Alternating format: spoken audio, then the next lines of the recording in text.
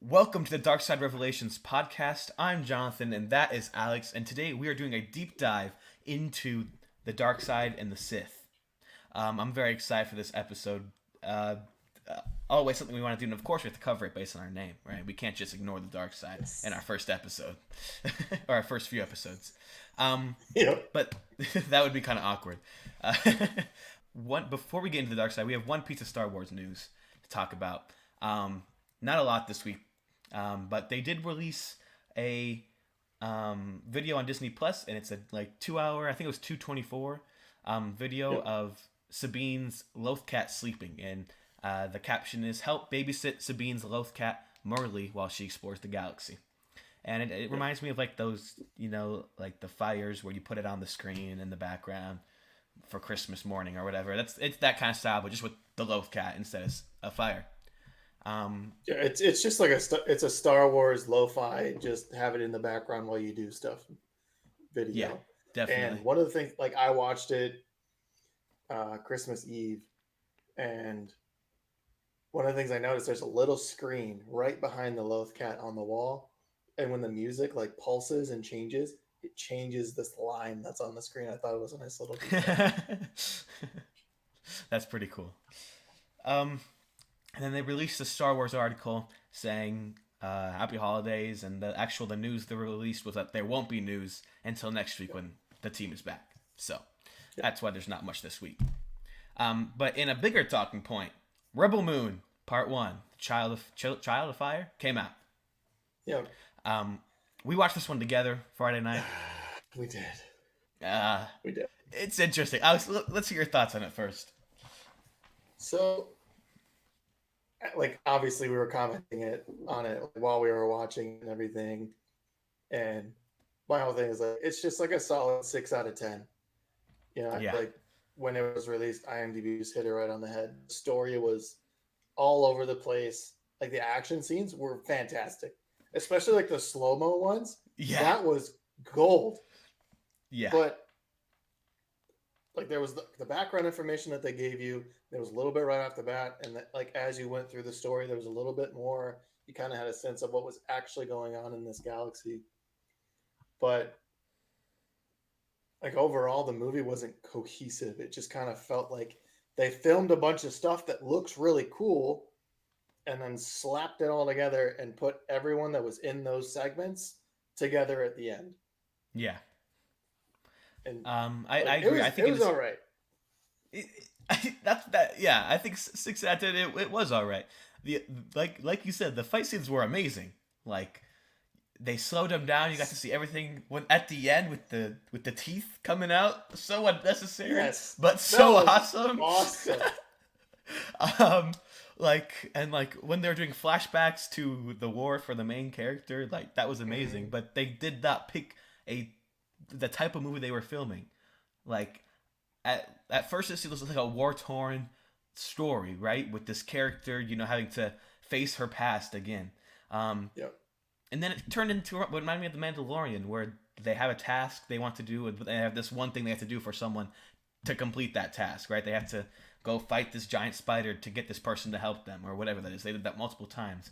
It was just all over the place, and they just needed to pick a type of movie that they were filming and stick to it, and it would have improved it so much more. Honestly, it felt I like we think it were was playing disappointing for what I was Starfield. hoping. Yeah. Yeah, for sure. Um. But Yeah. That was. I mean, I'm still gonna watch part two. I might not. Maybe not right away. Not as excited for it as I. Uh. I'm also not going to start it at 9 o'clock, and wait. Yeah. I'm not going to watch it the day it comes out. I'm going to hold on and watch it, eventually. I'm not chomping at the bit to see the next part of it. Yeah. Definitely. And I don't want to spoil anything in the movie, but like how they ended it, I really want to see what becomes of that and the technology that they used in the last 5 minutes of the movie. Yeah. It, it's just another thing where they didn't pick the direction they were going. The end scene, like with the villain at the end, like that was hard to watch. It was just like Yeah. that has there was like one scene in the middle where there was maybe some connection, but that like plot twist didn't really make sense at all. Yeah, it It's didn't just make sense until the end. Like, and I appreciated the earlier scene at the end, because when yes, it happened earlier, it's like, what is he doing? yeah, definitely. It just doesn't feel like it fit into the story though. Still, Yeah, it feels like they just want to throw a plot twist in there, so they threw a plot twist in there. Um, yeah, but I'm still excited to see where it goes. Um, yeah. but You got a let's couple get hours to go watch it. yeah. I would still watch it. Yeah, definitely. Yeah, Um, let's get sounds into the like a dark good thing. side. Yeah. Into the topic, we're covering the dark side of the Force and the Sith. And I thought we would start this off by just going into what the dark side actually is. We know that the dark side has ways that seem unnatural to others, but let's go into what it actually, like what it's defined as, and there's a bunch of sources that they combined to get this explanation. This is all from Wikipedia, by the way, if you're wondering. Uh, so that uh, combined all sources that I would never have time to read. Yeah, no It one's got that is kind of time, but gladly they no, do. but Wikipedia does, yeah. Okay, the dark side is defined as anger, fear, aggression, and a lust of power. That's what they gave right off the bat. Um, it's fueled by selfishness and possession. And something I found interesting is that the wielders were never satisfied and always wanted more. And you kind of knew that already, but it gave a quote from Assad's Ventress in Dark Disciples, which I want to read. It is, "You get more and more, but you're never happy.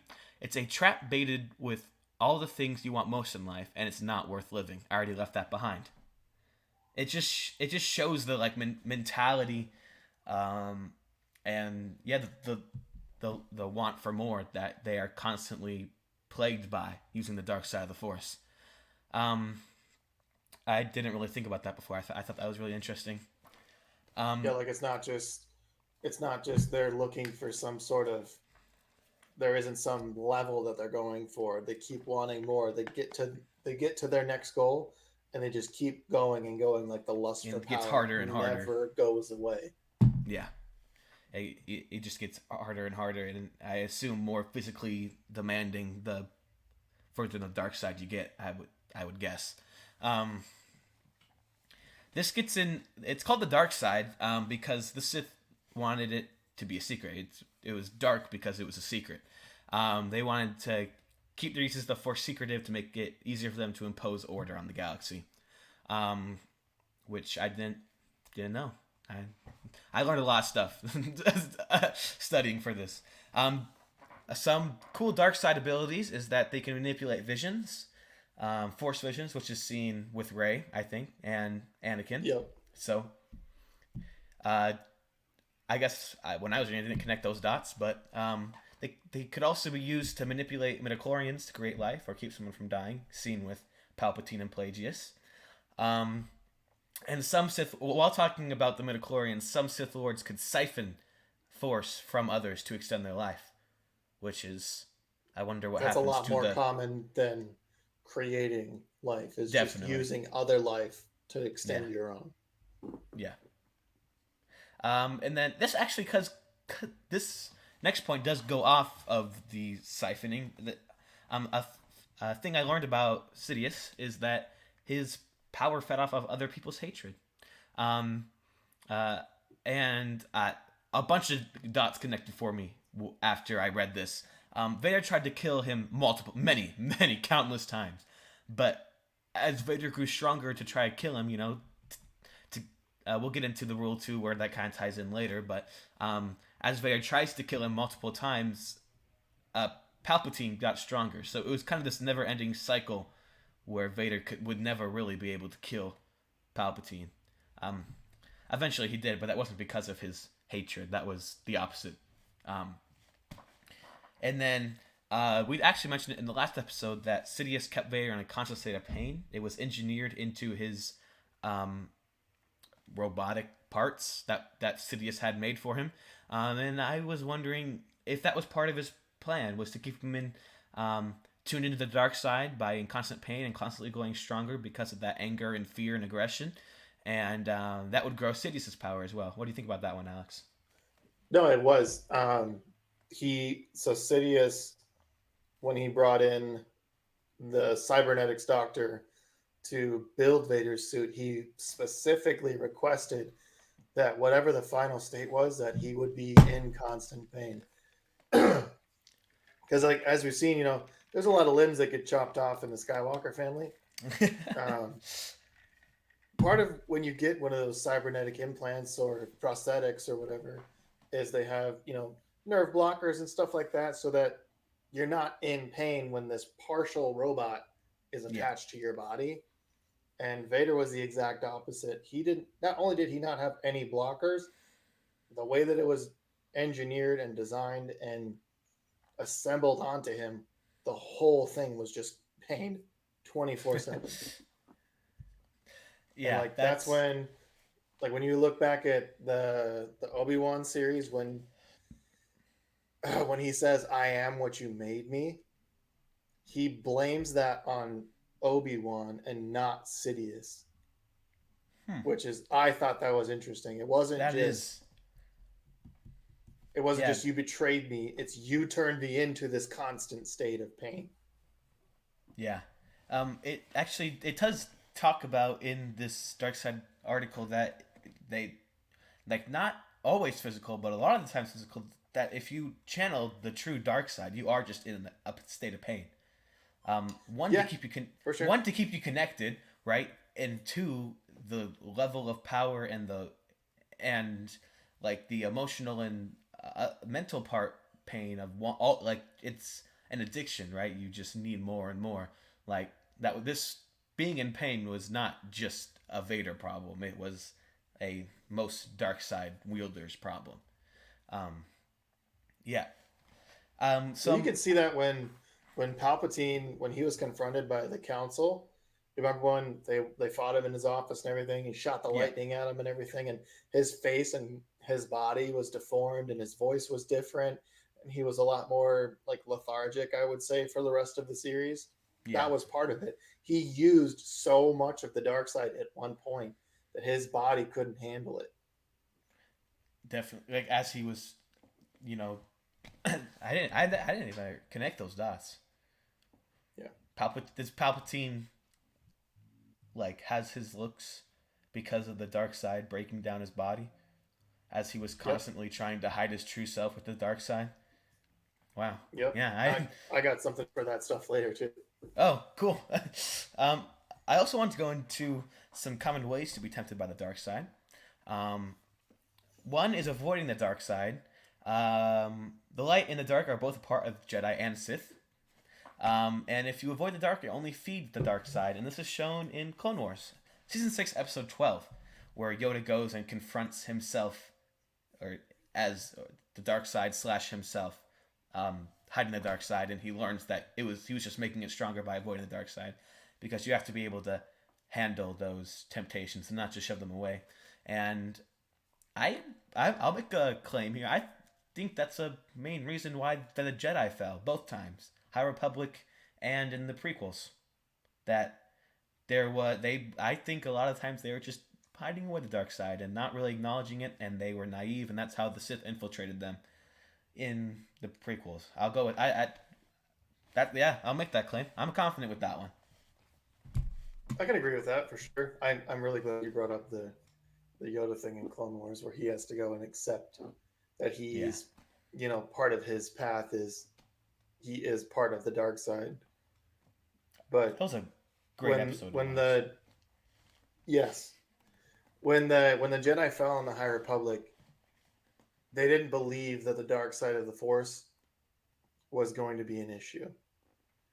And when the Jedi fell in the movies, it was because they thought they had control over it. They thought they had monitoring. They thought they had, we had enough light side users, we'll be able to see it coming. Yeah, It was honestly, they're just naive. they really they were all the time. Oh It's a man. little. It's almost like they're a little too much puppies and rainbows, like, to just put it bluntly. Yeah, there's multiple times when I was learning about the rule too that the Jedi just thought the Sith and the dark side was gone. They're like, oh, that's not even Yeah, a problem for sure. anymore. They're just like, And that was part whatever. of the Sith's plan. Yeah, it was. Um, So you said there was avoiding the dark side. What else? yeah. So a big one we actually see in the movies a lot is that it's attachment. And people often mistake attachment for love, but it's possession and consequently the fear of loss that goes with possession of anything. Um, and we obviously see that most with Anakin Skywalker. Um, but I'm trying to think of another example right now, and I'm blanking.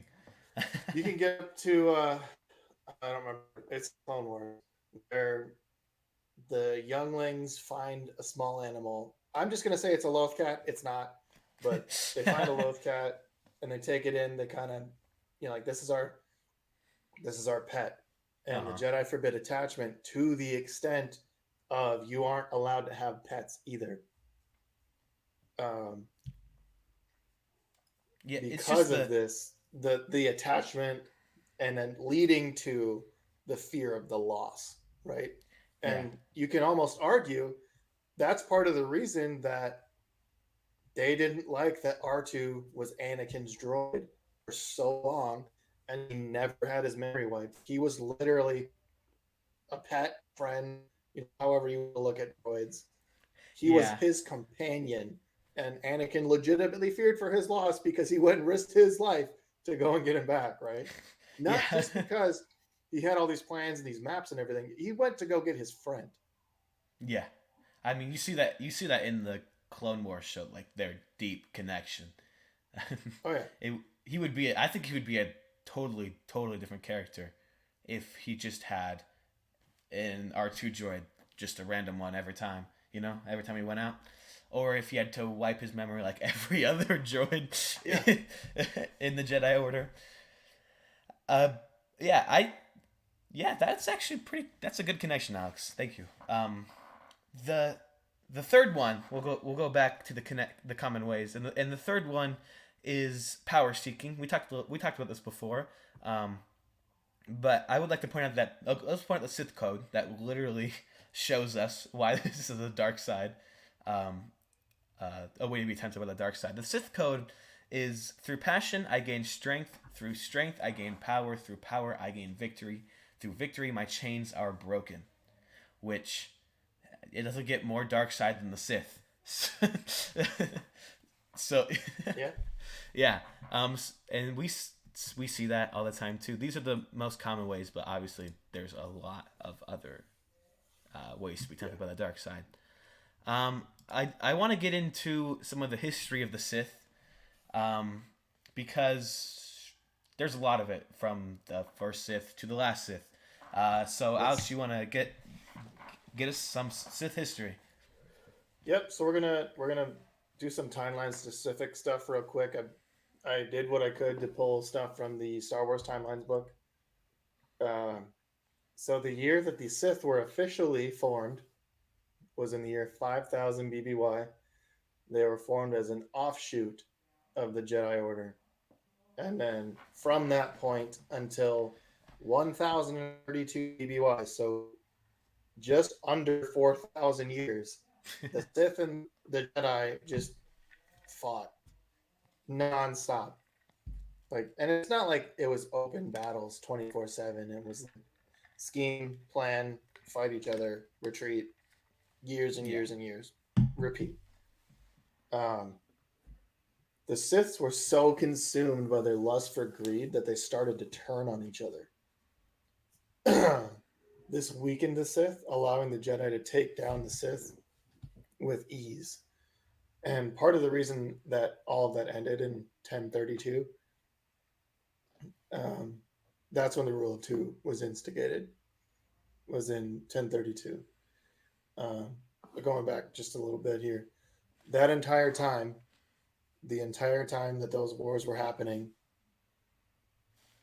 um, the Sith were building shrines on the planets Malachor and Moraband, and Moraband actually was renamed later, because something about those planets had a very strong dark side connection.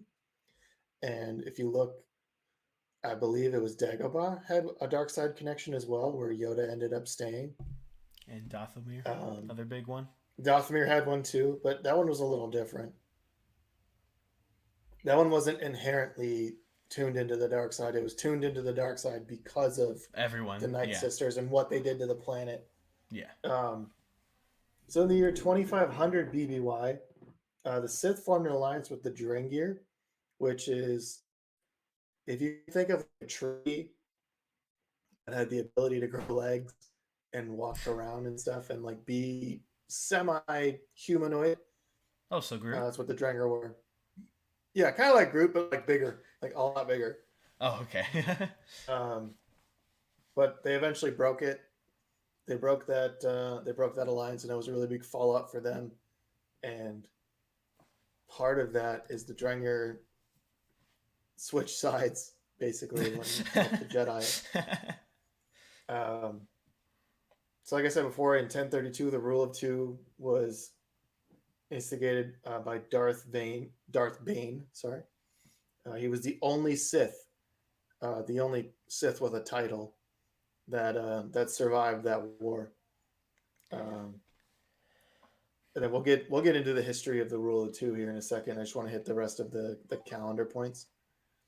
Um, we don't have a whole lot because of the rule of two, because of how secretive everything was until 32 BBY when Palpatine, ascended into power and Order 66 and the Empire falls and you know in 35 ABY and the Sith is defeated once and for all and it's not like in 1032 when we thought they were gone.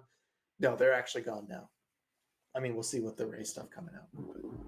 But, I have some more history stuff here. Just some kind of like some tidbits of information. Nothing that's nailed down, timeline specific. Just it's good stuff to know, and it helps paint a bigger picture on why the Sith do things and like some of the things that Palpatine and Maul and those guys say. So the Sith created temples and tombs on Korriban, and I think that's what Moraban was renamed, Okay. um, with the use of slaves in the Valley of the Dark Lords, and that was kind of like their base for a while. They kind of launched from there to pillage the galaxy, kind of a thing. And the Sith and the Night Sisters of Dathomir created what they referred to as the Old Alliance until the Night Sisters decided to only be loyal to each other. So it's not like anything happened. They didn't betray each other. The Night Sisters are like, you know what? We're just going to take care of ourselves. You guys can do your own thing. You're plenty powerful. You don't need us. And we don't, quite frankly, we don't need you either. Yeah. Um, so that's why, like, when you look at Ahsoka and Thrawn making a deal with the Night Sisters and bringing them back to Dathomir, that is a huge deal. Because there's a good chance that one of those great mothers was there for this old alliance. Because I mean, we'll get into the Night Sisters in another episode, but they don't exactly die. Like, yeah, they die, but there's ways around it. Yeah. um, During some battles of the Old Republic, the Sith attacked Coruscant, the homeworld, which Oh. was a huge deal. They penetrated all the way into the Republic, and it's when they attacked Coruscant, they built a Sith shrine on the planet, which the Jedi Ah. then built their temple over to try and clean the slate. Doesn't work that way. Ooh. It didn't make a dark side nexus or anything like that, but it did give them an anchor point in the Republic. Yeah. Um, on Malachor, they built a temple that had a massive, massive kyber weapon. Like, I'm talking like this is. It's not like when they took the Death Star, they brought kyber crystals, they put them all together, and they turned it into a weapon. This was a crystal that was the size of a building that they Oh just my gosh. found, and they Wow. used it was the same kind of thing where they were going to use the kyber as a weapon to kill people, The Jedi found out about it. They attacked them there. It went wrong, and the weapon got set off, and it petrified everything on the planet. Oh my gosh. So, like when you look at, was it Mando, where the Empire went and just glassed Mandalore? It's like that, but it's like there was nothing alive, nothing. It was that was a big deal. That was, I Yeah. believe, that happened in the 500-ish BBY era. Uh, they so this what in the early years the Jedi figured out this new form of lightsaber fighting to combat the Sith, um, and they called it Form 7, and it was so dark and so specific and force heavy, and this is where that move came from. You have that talking point later, I think, is Form 7 was used, they learned it, and then the Jedi was like, no, we shouldn't do that anymore because they literally just started losing Jedi Knights to the dark side and they couldn't do anything about it. Oh, really? Luckily, they didn't have many people do it, but yeah, there was a lightsaber fighting style that was so dark it literally turned people to the dark side. Uh, Darth Bane created the rule of two. We'll get into the rule of two, but starting at the High Republic, the Sith world were quarantined to the point that the inhabitants of the planets had no idea that they were homeworlds of the Sith, or like it would be Malachor and Korriban. They had no idea that there was such a stronghold for the Sith in the previous years. And I thought Oh, that was really interesting that the Republic was able to do that. wow. Yeah. Um, we'll get into who this is later, but Vader, when he built his castle on Mustafar, he used Darth Maul's mask to not only build it, but generate the dark side force nexus that he used to go in and have his visions of Padme and all that stuff. Um, that's pretty much the big things that's not in the movies. That eventually leads to their downfall. It's just like these are the little tidbits of things where it's like have you ever wondered like, oh, why is there a Darth Vader Lego set, or why is there a Vader's castle? Yeah. No, there was a very specific purpose for that. Um, or why is the rule of two, or what's this other form of the lightsaber fighting styles, or like was the Death Star the first time that someone attempted to do something that wasn't a lightsaber with Kyber? And I thought all this stuff was really interesting. Just like there's a good portion of this that's on Wikipedia. There's some comic books and stuff. I have some Darth Vader comics that I have. Um, Obviously, like honestly, if you really care about like this history stuff, I love it. Um, Go get the Timelines book. It's so cool. It gives It's you awesome. literally everything. It takes all the comic books, all the movies, all the TV shows, the like live action, non live action, everything that's canon. It's in there up to a certain point of like Mando and Ahsoka, and they said It that wouldn't they're be. It gonna wouldn't be redo it Ahsoka. later It and would stuff. be. It would be more like Mando season 2, probably. Well, yeah, it's like I don't remember what they said because there's a podcast where they talked to one of the authors, and like there's just a point where we just had to say we can't update it anymore with the shows that are coming out because we have deadlines to meet. Like we have to get the story Yeah. out. But like, it's something in the realm of Mando season 2 or 3 Yeah. and Obi-Wan. They reference stuff in there, but it's not from the show. It's just from comics and the movies. Oh, okay. Cool. But I'm off my soapbox on history. If Jonathan, if you could tell us what the rule of two is. All right, yeah. So the rule of two was established by Darth Bane. Like you said, he was the only survivor of the Jedi and Sith War. The Jedi just assumed that they wiped everyone out. Well, I mean, for good reason. There's only one left out of, I don't know, probably thousands of Sith. But Darth Bane was one who survived. And he saw the greed that killed the Sith, them wiping each other out. And so he decided to create the Rule of Two. The Rule of Two is was based on the Force dyad idea that we see in the newest movies. It's that two people would have an unbreakable bond in the Force, and they want to, and that would bring the true power of the dark side or the light, depending on the two sides that are using the dyad. And they want to be able to create this artificially with the Rule of Two. And the Rule of Two is stating that there should be one master and one apprentice Sith. And the idea was that the connection between master and apprentice would go closer and closer to Force dyad level, attempting to create it artificially. Like their connection, they get closer and closer. That hopefully they would get as close as they could get without having that Force dyad. And it was all a plan to also, or another part of the plan was to operate in secret and hide from the Jedi Order. They were assumed dead, so they wanted to grow more powerful and scheme and plan before they revealed themselves again.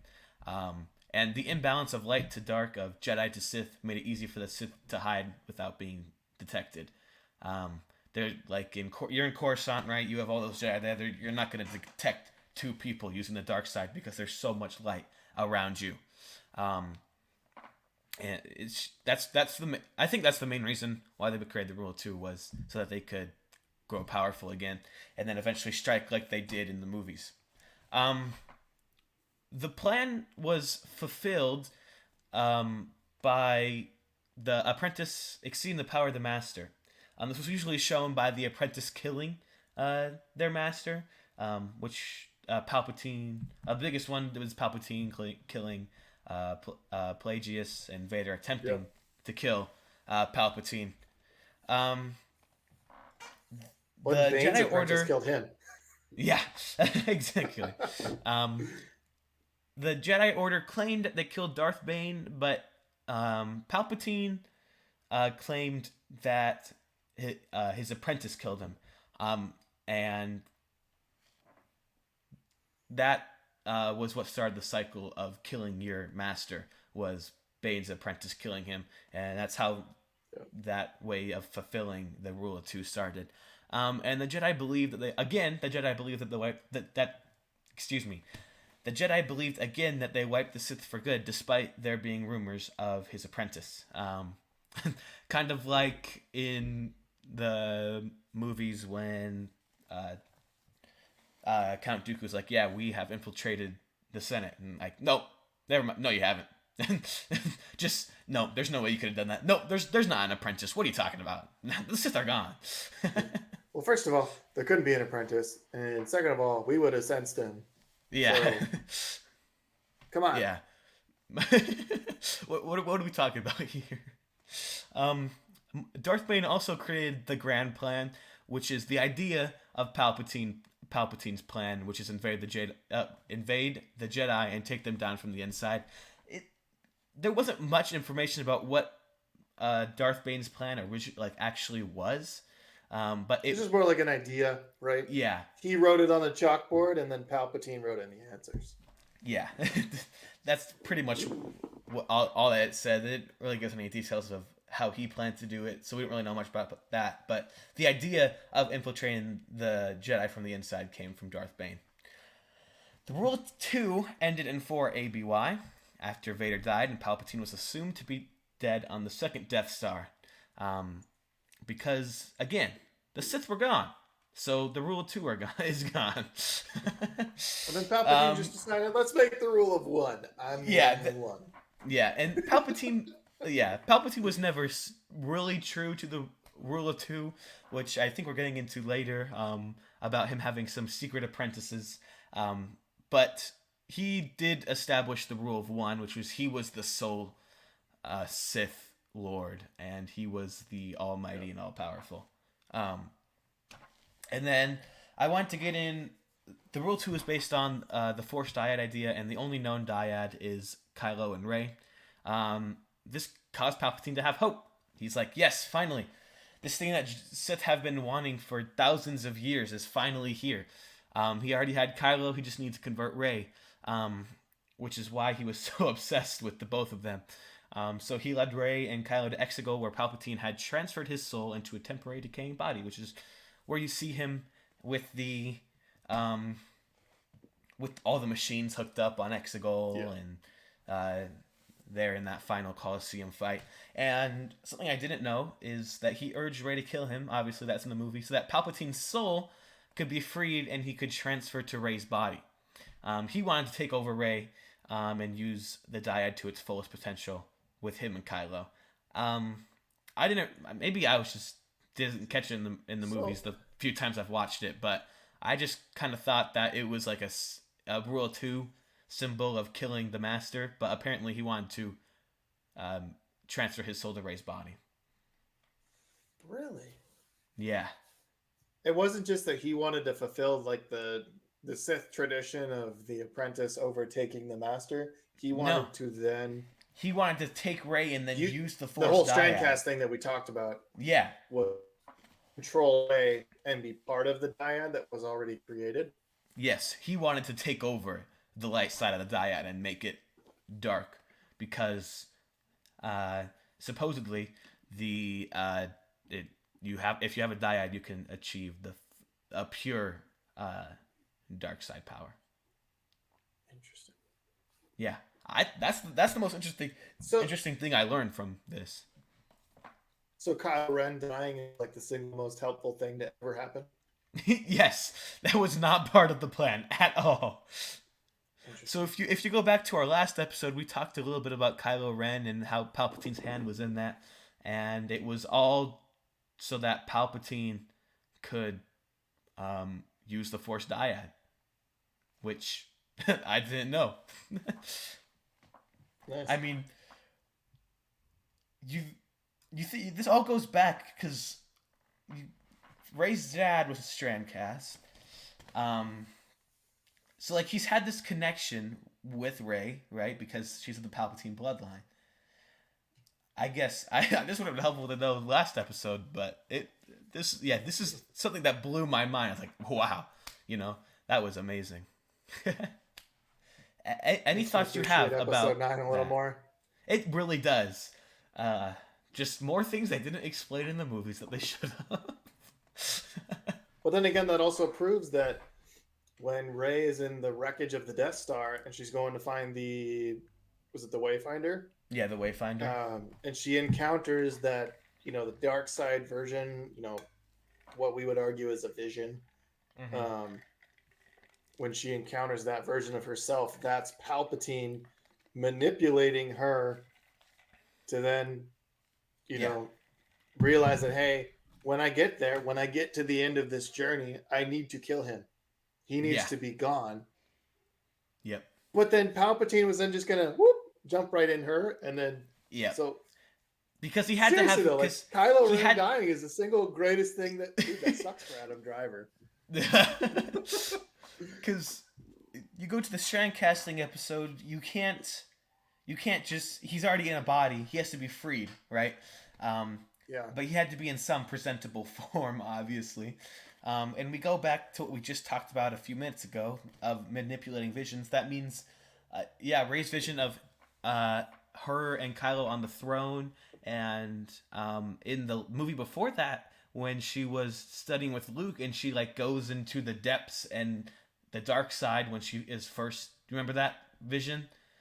When she's first meditating. That was Octo though. That was the balance point. That was her realizing, or that was when she was supposed to realize the whole thing that Yoda did, where the dark side is a part of me. Right. That's what that was. That wasn't Palpatine messing with her. That was the temple that Octo is trying to teach her that lesson, but she wasn't in the place to understand that, and Luke wasn't in the place to teach that either. Luke wasn't in the place. He was just afraid that he was just going to create another Vader, and honestly, that's a fair fear. Yeah. Do you have any thoughts about the rule too? Any last thoughts? So I think the rule two is probably like one of the smartest things that the Sith did. Um, just like I have like later I'll go and explain like the rank structure and everything. When you really look at how big the Sith got, and their whole point was to operate in the shadows, they were wiped to the brink of almost extinction. Having this rule of two thing where, hey, we operate in the shadows now. There's only two of us. If they can only look for two of us, it's a lot easier to hide two people than it is to hide 1,000 people. Yeah.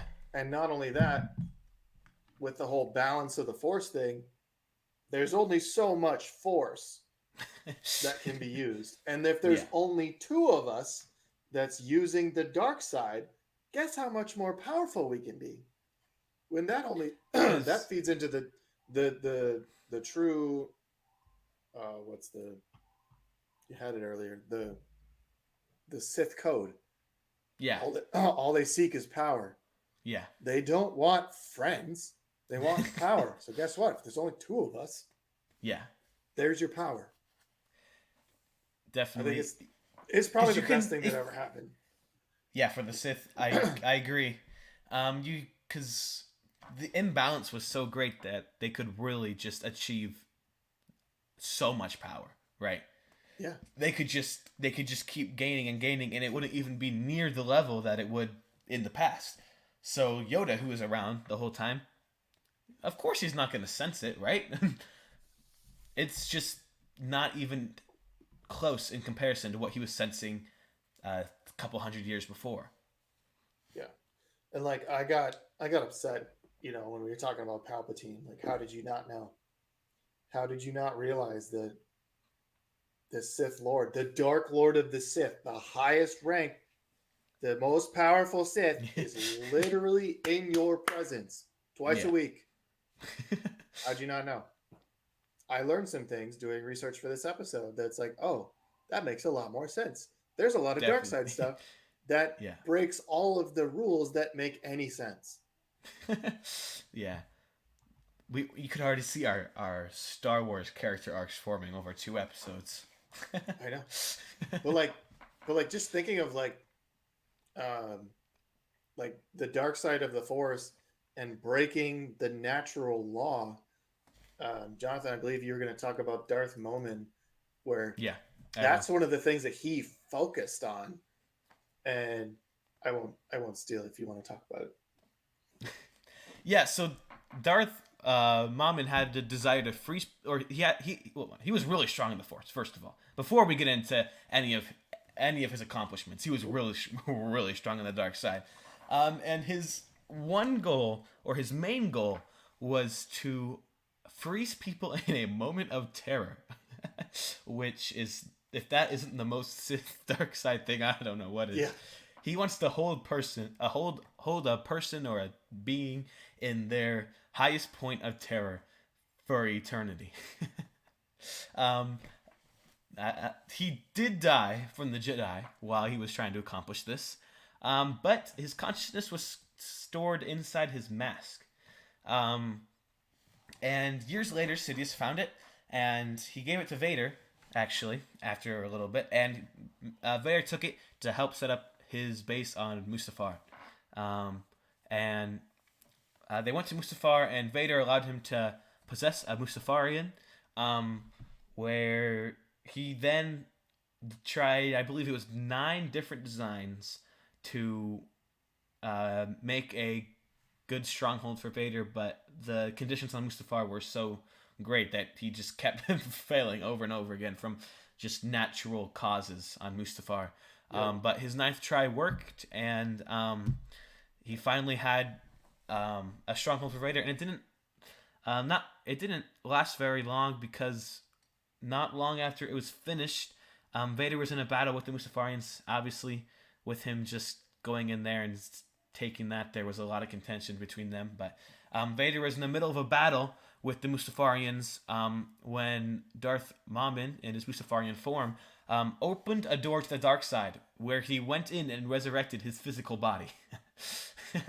He got it back, and they then this was the plan for Vader. I didn't mention that Vader was they were trying to accomplish it together, and Vader was going to use the door to the dark side to grow stronger. But Darth Maul used it to get his physical body back, and then he immediately died again to Vader. And his consciousness was stored in a mask again, but it pretty much just sat as a relic after that. Do Yeah. you? And fun fact about Darth Maul was like the whole thing where he wanted to freeze people into a moment of terror. He was the first person in the galaxy's recorded history to think of and create a super weapon. It's Yes, just he that was. his super weapon was going to be to freeze people into a moment of terror for their entire life and feed off of that fear for his use of dark side abilities. Yeah.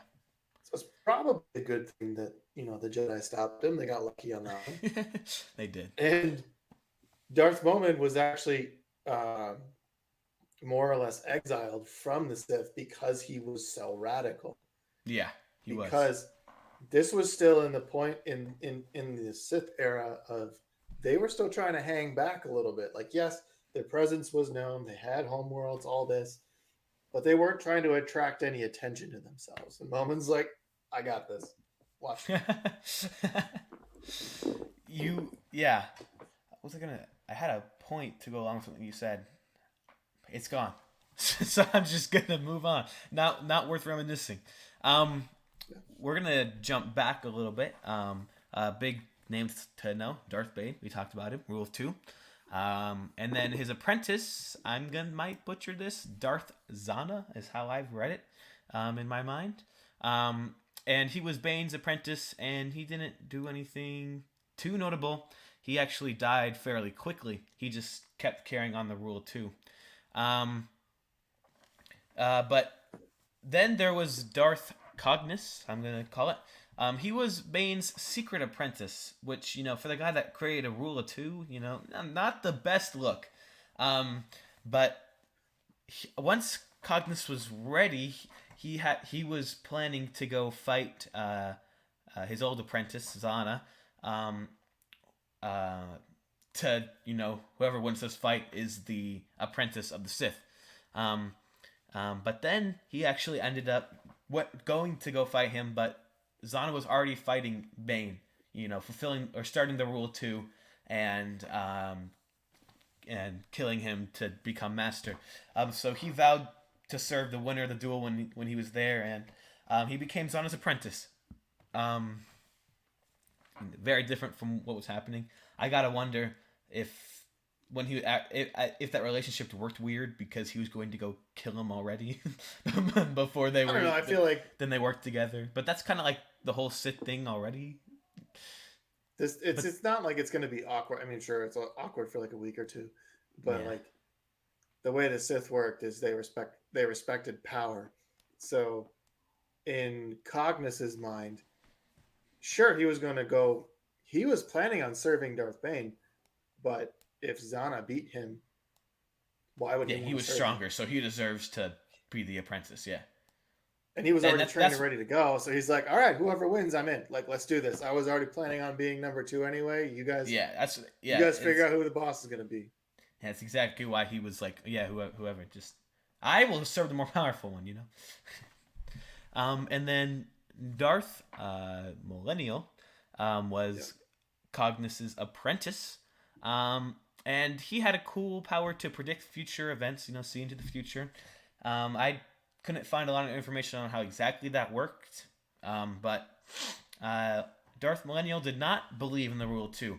And because of that, he left the Sith to start the Dark Force religion, where he gave himself the prophet title of that religion and claimed it was a Force-given calling.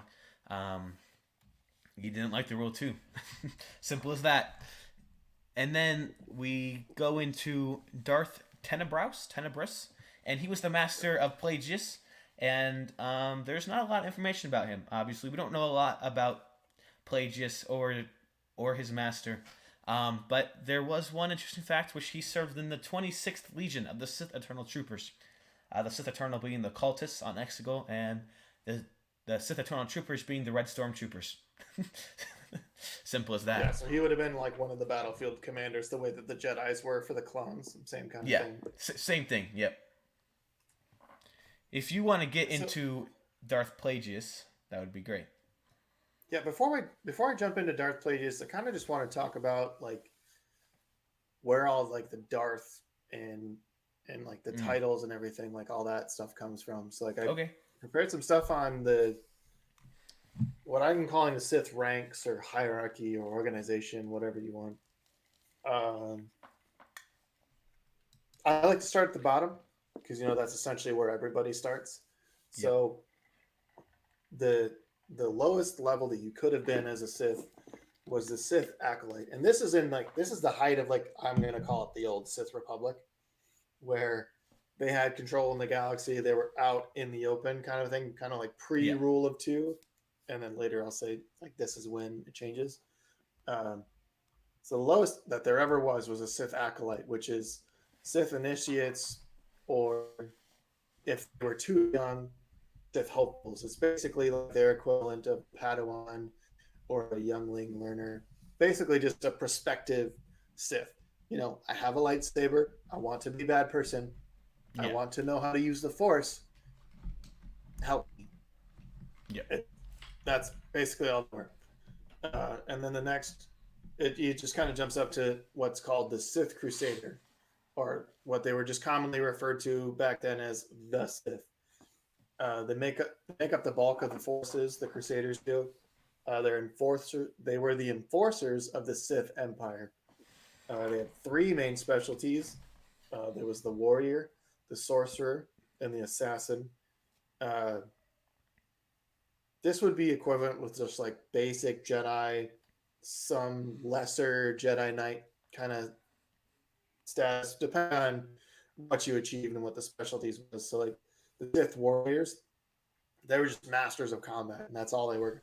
This was the most populous of the Sith Crusaders, where they focused on lightsaber combat, force abilities, and just other means of general combat outside of like these were the guys that would pick up blasters and shoot them if they lost Yeah. their lightsaber, or just mind control, stuff like that. Um, they had specialties, nothing crazy, just like normal battlefield style stuff. They had spaceships, so they had a space commander. They had ground units. They had ground Yeah. commanders, that kind of stuff. Um, the next one, which is an even smaller group, was the Sith sorcerer, which is it's like they used manipulation as their number one weapon, and this Nice. brought to mind like Palpatine, right? Where they would learn the ways of the Force that some would consider unnatural. They could just walk into a situation and walk out, and it would work in their favor. Uh, but then they were so skilled in lightsaber combat, they still had to, they still had to do the protection work. And then the most elite, the most reclusive group, a lot of people didn't even know it existed, was the Sith assassins. They were the most elite and secret order of the Sith Crusaders. They were the blades of the Emperor, as it was referred, and they could use the Nice. Force to obscure midichlorians and other things to appear completely invisible, or even disguise their nature in the Force. There's record of them literally walking into the Jedi Temple and training and becoming Jedi Knights. Wow. And just like all of a sudden one day they turn the switch off and the Jedi are like, "There's Sith here." And there's a lot so of people that didn't even know these guys existed, and they were in total control of the Emperor. so would that be Palpatine's level then, since he cloaked himself?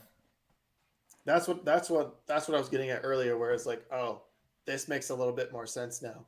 They Yeah. could obscure midichlorians, they could obscure visual effects and things like that, and it's like it's not just visual; they could obscure smell. Like, and if you had Yeah. a sense, they could work Yeah. around it. And there was never like a total number, or there was never names to these people. but this was like they The were Sith. assassins, right? They were awesome. Yeah. So Assassin's Creed Star Wars edition, maybe that'd be cool. uh, anyway, working up next. Once you were a Crusader long enough, gained some experience and stuff like that, you were eventually chosen to be promoted to the rank of Master. Um, upon mastering all three of the roles. Okay. So to be a master, you didn't have to serve as an assassin, but you did have to understand and be able to do what they do. Oh, okay. Um, they were the elite guardians of the Sith, basically a commander or an admiral in traditional military terms.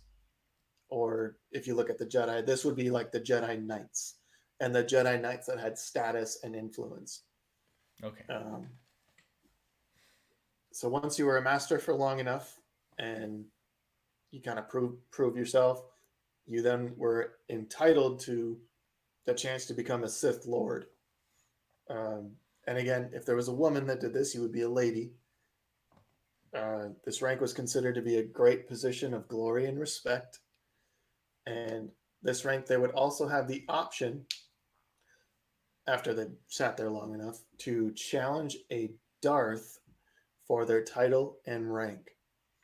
A Sith Lord is also afforded a good deal of autonomy as long as their actions don't conflict with the code and the plans of the Dark Council. So once you get to that, the Sith Lord point, you kind of just got to do what you wanted. You still had things to do, like you were still in charge of stuff, but like you could go and cool, I want to go explore this portion of the Force, or I want to go and take this planet, or I want to train our guys to learn this specific thing. As long I as it mean, didn't conflict with what the Emperor or the Dark Council wanted, you were good to do it. yeah. I mean, you don't really have anyone to command you around at that point, do you? As Yeah, other because the than only the thing Emperor that and the was Dark left is the, Council. the Yeah. Dark Council and the Emperor. That was it. Yeah. And like the Dark Council, they were the most powerful and elite in the entire order. They were the Darths of the Darth Council. The Darths of the Dark Council. Uh, they're second only to the Dark Lord of the Sith or the Emperor, depending on when in the history you look at it. Um, there was always an Emperor. There wasn't always a Dark Lord of the Sith, but the title was almost synonymous. Um, they either are chosen by the Emperor or they earn their station in traditional Sith fashion by murdering the person whose seat they want. So when you're playing musical chairs and there isn't a chair, just kill the person in the chair and it's yours. That's literally Yeah. the Sith in a nutshell. That's gotta. I would imagine that influenced the rule of two. Because Oh, absolutely. the That was Sith one were of the in biggest this things tradition, that right? Sith's biggest problem was infighting. It was always if everyone is power hungry and there's only one place to go, where does all the power go? Where does everyone, the higher you go, the more chance that you're just going to get stabbed in the back. Yeah. But I learned a lot looking into like the ranks and everything. And like there's more ranks than this. This is the most boiled down version that I could get it into where they had special titles and special purposes and throughout the history and all of this stuff changed, but this is the stuff that never changed, was this progression per se. Okay. So like um, when you look at Darth Plagueis and like him being the master of Palpatine, he looked at the history of the Sith and was like, okay, I'm the Dark Lord of the Sith, whether you like it or not. But between the two of us, we have to know all these things. We have to do all these things because if we don't do it, not only is it going to get lost, but it means that we're weak and they're always seeking power. Yeah. So it was Plagueis' desire for immortality, which then Palpatine took from him. Um, They studied midichlorians together, trying to influence them to extend life.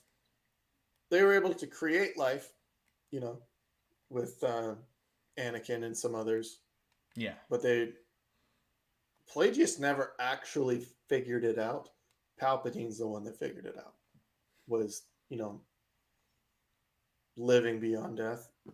because otherwise we would have Pelagius now. And hey, who's maybe to that's say what we we're looking don't? forward to in the Rey movie, Yeah. and that would just be man. Honestly, dude, that would be so epic. Yeah, but so just some other names. Everyone knows Darth Maul, Yep. right? He's the he's the guy from Darth. He's got red and black tattoos. He was Palpatine's apprentice. Uh, he was actually taken at the age of 14 from Dathomir. He was Mother Talzin's son. So he wasn't just some random Dathomir person. He was a prince of Dathomir, which was a huge deal back then. Before, the Empire. Rest in peace, Dathomir. I don't know. They're making a comeback. Ahsoka. He was thought to be dead, after the events of Episode 1. But through the dark side of the Force, he was able to sustain his existence. Barely. And yeah, barely. He didn't do well. He had a rough go of it. Yeah. He came back in the Clone Wars, the animated series, with his brother, depending on how you look at it, Savage Opress. Again, another Night Brother that was taken from Dathomir at the hands of Darth Tyrannus, who was Palpatine's, Sidious, Sidious's next apprentice. He was the Count of Sereno, which is a planet.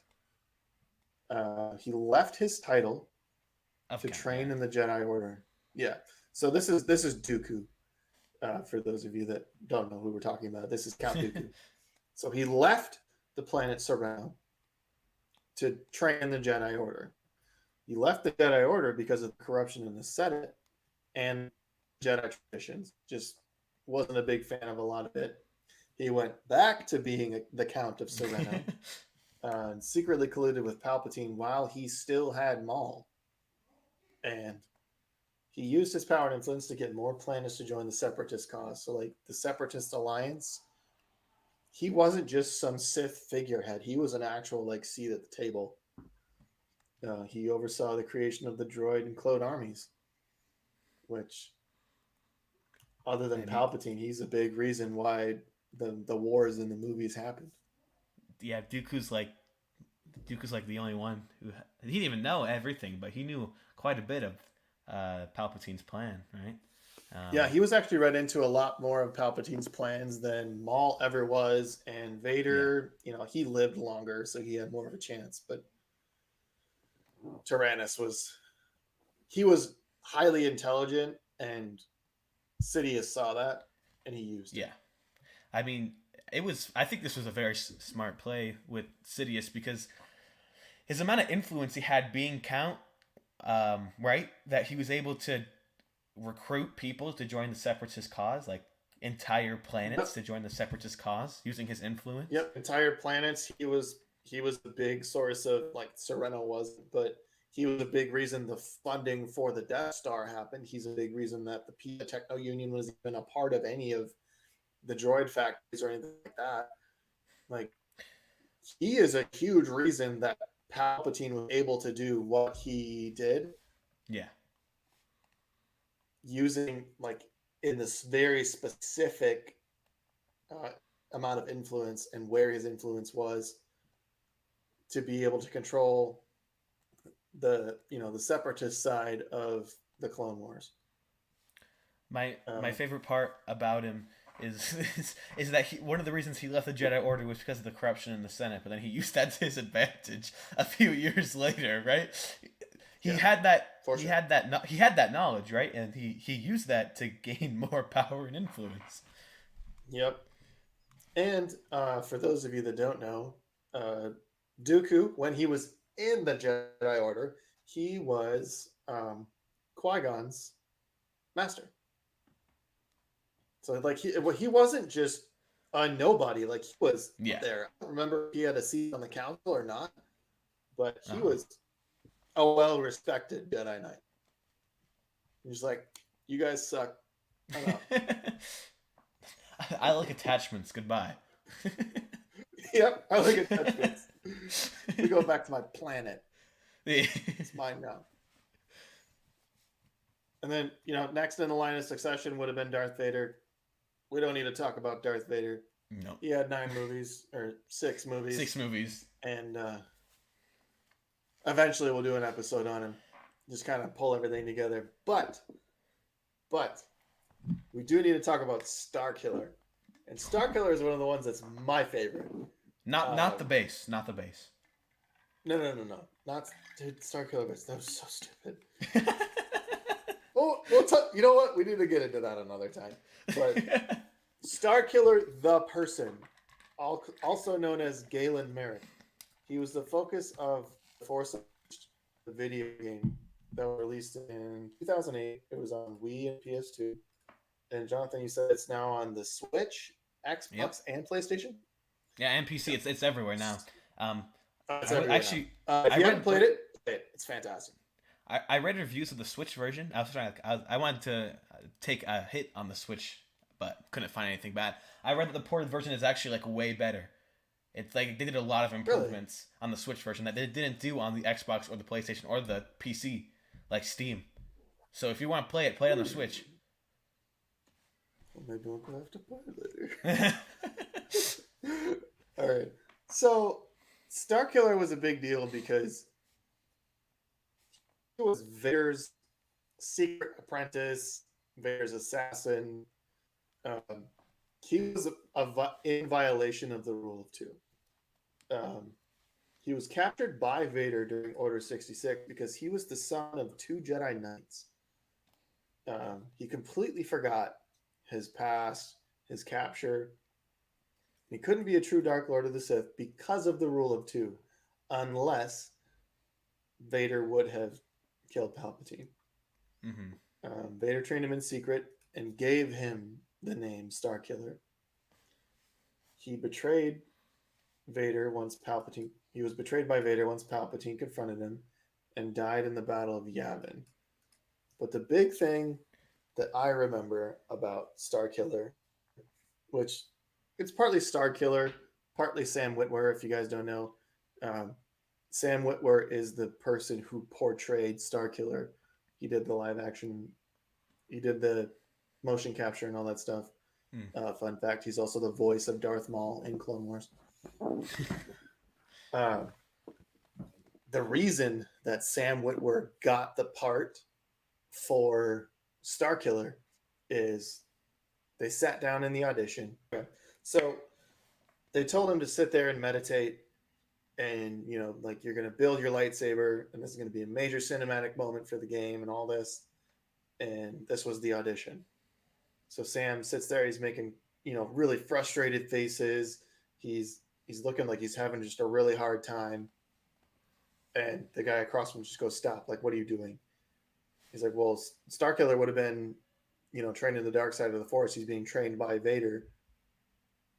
Vader would not have taught him how to achieve inner peace, because that is the direct opposite of the point of the dark side of the Force, right?" Yeah. So he would have no idea how to meditate. Sure, he procedurally might know how to build a lightsaber, but there is no peace in a dark side. Vader wouldn't have shown him that. He would have been a true dark side user. And it was at that point the guys were like, "You know what? Close the door. Everyone else can go home. Sam is like, he's the guy," right? And that was his foot in the door to get into Clone Wars and everything. Yeah. But Starkiller was one of the most powerful Force users to ever exist, and like losing him on during the Battle of Yavin was a huge blow, because I feel like if he would have survived that, him and Vader together had a chance to take Palpatine. Yeah. Outside of Palpatine's, magical dark side abilities, where, he was one of the few that did Force Lightning. He, fed off the fear and the strength of others. I feel like Vader and Starkiller could have taken them together. I I, I wonder what would have happened after the second Death Star if he was still alive. With the absence of Yeah. Palpatine and Vader, if he would have tried to keep it going. Well, and His here's the time to thing. time to finally take the title after being in secret for so long. Yeah. So, yeah, it would have been Darth Merrick at that point. Um, because 4, 5, and 6 were released first, we never know. They're Yeah, not going to walk back that far and undo all of that cinema. yeah, The best thing that we could hope for is like a Star Wars Visions episode, or maybe a book or two about what if, but that historically isn't received well yeah. in the I Star don't Wars I don't know if universe. that'd be approved by Lucasfilm/Disney at this point. I don't They think they so. don't like to go into the ifs. They like to leave that up to the fans. Well, like a big part of Star Wars is the mystery, right? Yeah, definitely. Like, yeah, you and I are getting into the nitty gritty of like what happened and all this, but like this is all information that is accepted. It's all canon. Hmm. If we say something in these episodes and it's not canon, we will tell you. But the biggest part about who were we talking about before? It was the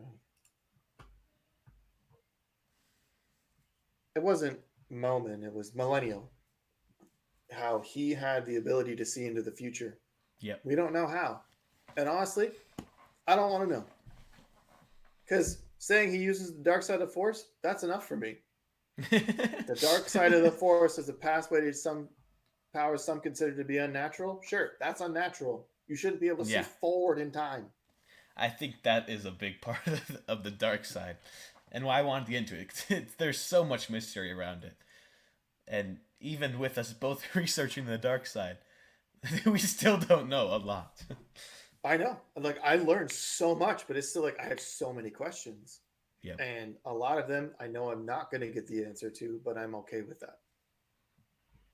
All right, so I think that's everything that we have for like the dark side of the force and like the Sith history and getting into everything that we wanted to talk about this week. Jonathan, what do we have for next week? Next week, I'm excited for next week, man. We're talking about the rise and fall of Mandalore. We're going into their clans and the difficult and complicated history behind them. We're gonna talk about the dark Yes, saber. It's gonna be fun. We're gonna answer a lot of questions. I'm I'm really excited for that one. Um, I like it. Let us know about your thoughts in the comments. What do you think about the dark side? Something we missed, maybe. You know, add some more clarity if you have it. But other than that, you can find me on Twitter at it or at the Jonathan J. Where can we find you? I got Twitter too. Darth Pauling. And you can find us on Twitter, YouTube, and TikTok at DS Revelations. Yeah, that's all. That's all we have, and we'll see you next week to talk about the rise and fall of Mandalore.